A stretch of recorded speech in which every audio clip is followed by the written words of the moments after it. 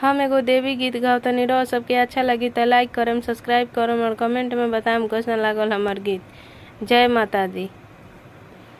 बांसवा कटी कटी बिनली डलियावा हो से चली भैली ना।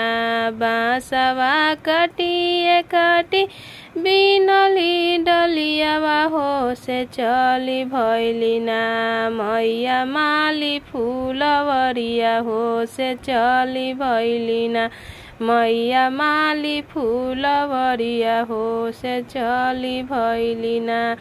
फूलवा लोढ़िया मैया भरली डलियावा हो कि पापी भमरवा ना।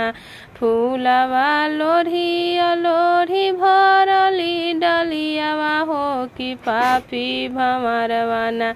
मैया के फूलवा झूठी अवले हो कि पापी भमरवा ना।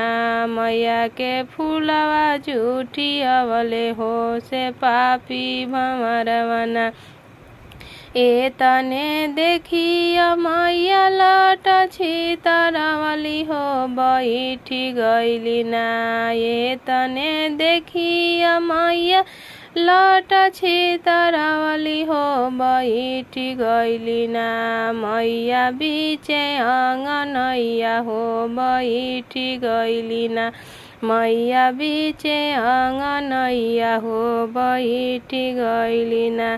घोड़ावा चढ़ल अइले भैरो जेठा भैया हो से काहे बहिना ना।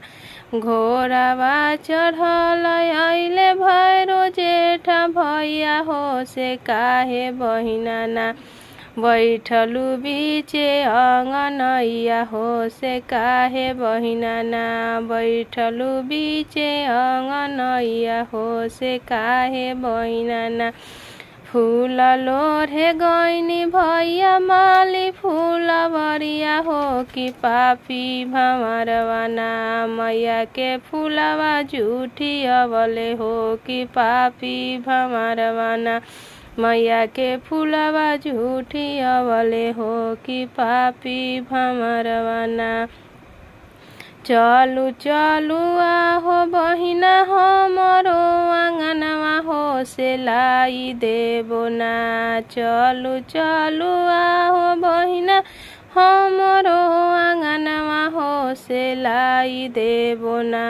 बहिना लाले अरहुलवा हो से लाई देबो ना।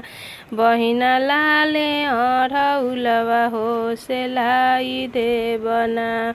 ए तने सुनिया मैया मने मुसु कैली हो से जिया भैया ना।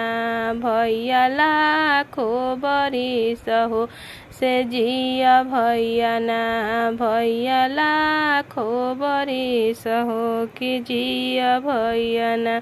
बांसवा कटी कटी बिनली डलियावा हो से चली भैली ना। मैया माली फूलवरिया हो से चली भैली ना। मैया माली फूलवरिया हो से चली भैली ना।